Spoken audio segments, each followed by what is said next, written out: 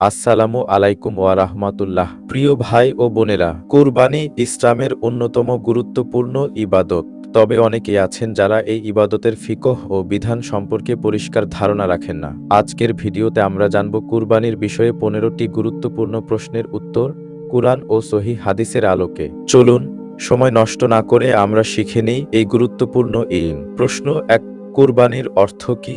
উত্তর, আল্লাহর নিকটবর্তী হওয়ার উদ্দেশ্যে নির্ধারিত দিনে নির্দিষ্ট পশু জবাই করাকে কুরবানি বলা হয়। ব্যাখ্যা, কুরআনে বলা হয়েছে, বলুন, আমার নামাজ, আমার কুরবানি, আমার জীবন ও মৃত্যু সব আল্লাহর জন্য, যিনি সব জগতের পালনকর্তা। সূরা আনবাম আয়াত 162। প্রশ্ন 2, কুরবানি কাকে বলে? উত্তর, ঈদুল আজহার দিন আল্লাহর সন্তুষ্টির জন্য হালাল পশু জবাই করাকেই কুরবানি বলা হয়। ব্যাখ্যা, এটি হযরত ইব্রাহিম আলাইহিস সালাম এর ত্যাগের স্মরণে পালন করা হয়, যা তাকওয়ার প্রকাশ। প্রশ্ন 3, কুরবানির হুকুম কি? উত্তর, হানাফি মাযহাবে এটি প্রাপ্তবয়স্ক, মুকিম ও সামর্থ্যবান মুসলিমের উপর ওয়াজিব। ব্যাখ্যা, রাসূলুল্লাহ সাল্লাল্লাহু আলাইহি ওয়াসাল্লাম বলেছেন, যার সামর্থ্য থাকা সত্ত্বেও কুরবানি না করে সে যেন আমাদের ঈদগাহে না আসে।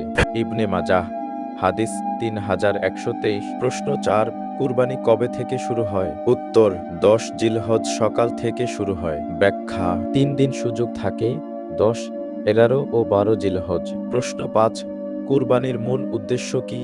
উত্তর, তাকওয়া অর্জন ও আল্লাহর নৈকট্য লাভ করা। মহান আল্লাহ পাক তিনি বলেন, তাদের গোশত ও রক্ত আল্লাহর নিকট পৌঁছে না, বরং পৌঁছে তোমাদের তাকওয়া। সূরা হজ আয়াত 37। প্রশ্ন 6, কোন পশু কুরবানি করা যাবে না? উত্তর, অন্ধ, অসুস্থ, ল্যাংড়া, হাড় জিরজিরে বা ত্রুটিপূর্ণ পশু কুরবানি করা জায়েজ নয়। হাদিস, রাসূল সাল্লাল্লাহু আলাইহি ওয়াসাল্লাম বলেছেন, 4 প্রকার পশু কুরবানি করা যাবে না। আবু দাউদ হাদিস 2802। প্রশ্ন 7, কে কুরবানি করতে পারবে? উত্তর, প্রাপ্তবয়স্ক, মুসলিম, মুকিম ও সামর্থ্যবান ব্যক্তি যার কাছে নিসাব পরিমাণ সম্পদ আছে। নিসাব 7.5 তোলা স্বর্ণ বা 52.5 তোলা রূপা। প্রশ্ন 8, কতজন মিলে গরু কুরবানি করতে পারে? উত্তর, সর্বোচ্চ 7 জন। উট বা গরুতে অংশগ্রহণ করা যায় 1 থেকে 7 জন পর্যন্ত। প্রশ্ন 9, এক গরুতে 7 জন অংশগ্রহণের শর্ত কি?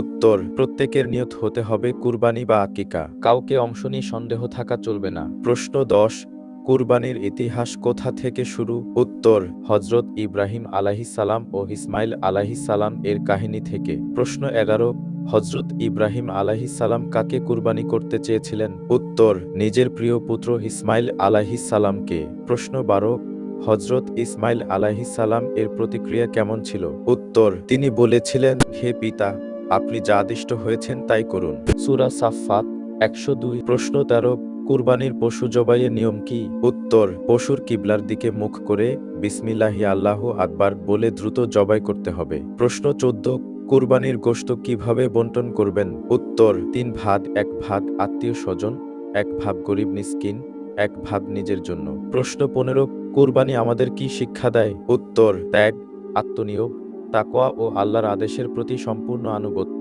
প্রিয় দর্শক, আশা করি আজকের এই ভিডিও থেকে আপনি কুরবানির গুরুত্বপূর্ণ শিক্ষা ও বিধান সম্পর্কে স্পষ্ট ধারণা পেয়েছেন। আল্লাহ যেন আমাদের সবাইকে এই ইবাদতের সঠিক জ্ঞান ও আমল করার তৌফিক দান করেন। ভিডিওটি যদি আপনার ভালো লেগে থাকে তবে একটি লাইক দিন, শেয়ার করুন এবং কমেন্টে আপনার মতামত জানাতে ভুলবেন না। আর এইরকম ইসলামিক জ্ঞান পেতে আমাদের চ্যানেলটি সাবস্ক্রাইব করে পাশে থাকুন। আসসালামু আলাইকুম ওয়া রাহমাতুল্লাহি ওয়া বারাকাতুহু।